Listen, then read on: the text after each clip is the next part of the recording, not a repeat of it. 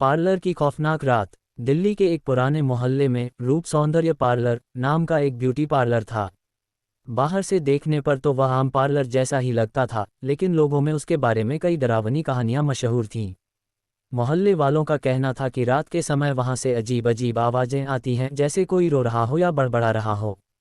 कुछ लोगों ने यह भी दावा किया कि उन्होंने वहां किसी औरत की परछाई देखी है जो अचानक गायब हो जाती है। पर यह सब सिर्फ अफवाहें ही मानी जाती थीं, जब तक कि नेहा उस पार्लर में नहीं गई। नेहा एक कॉलेज स्टूडेंट थी और उसे एक शादी में जाना था।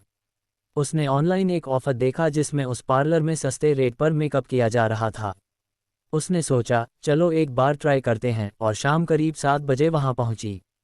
पार्लर में दाखिल होते ही उसे अजीब सा सन्नाटा महसूस हुआ। रिसेप्शन पर कोई नहीं था, लेकिन एक घंटी रखी हुई थी। उसने जैसे ही घंटी बजाई, अंदर से एक अधेड़ उम्र की औरत आई। उसका चेहरा एकदम फीका और आंखें गहरी काली थीं। आप नेहा हैं? औरत ने बिना किसी परिचय के पूछा। नेहा चौंकी। जी हाँ, आइए, आपका इंतजार कर रही थी, औरत ने मुस्कुरा कर कहा, लेकिन उसकी मुस्कान में कुछ डरावना था। नेहा को एक कमरे में ले जाया गया जो पूरी तरह बंद था, खिड़कियां भी नहीं थीं। अंदर हल्का गुलाबी बल्ब जल रहा था, जो माहौल को और भी रहस्यमयी बना रहा था। नेहा ने कुर्सी पर बैठते हुए पूछा, यहाँ और कोई नहीं है क्या? नहीं, हम रात में सिर्फ एक ही ग्राहक लेते हैं, औरत ने कहा और दरवाज़ा बंद कर दिया। नेहा को थोड़ा डर लगने लगा, पर उसने सोचा शायद ये सिर्फ उसका वहम हो। मेकअप शुरू हुआ। औरत ने उसके चेहरे पर कुछ ऐसा लगाया जिससे उसकी आंखें भारी होने लगीं। कुछ ही देर में नेहा को नींद सी आने लगी। उसकी आंखें धीरे धीरे बंद होने लगीं और वह बेहोश हो गई।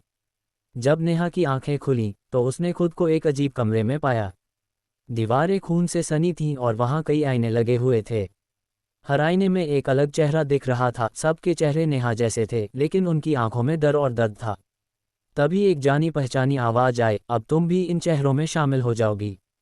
नेहा ने देखा कि वह औरत अब एक भयानक राक्षसी रूप में बदल गई थी। लंबे नाखून, लाल आंखें और डरावनी हंसी।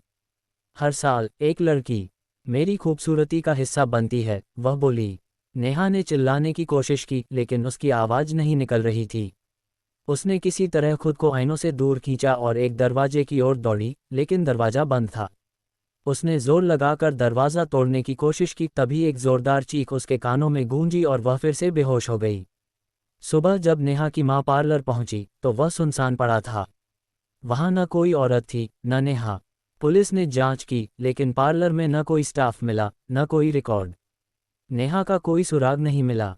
कहते हैं, आज भी उस पार्लर में रात के समय एक लड़की की चीखें सुनाई देती हैं। शायद वह नेहा है, जो अब हमेशा के लिए उस आईने में कैद हो चुकी है।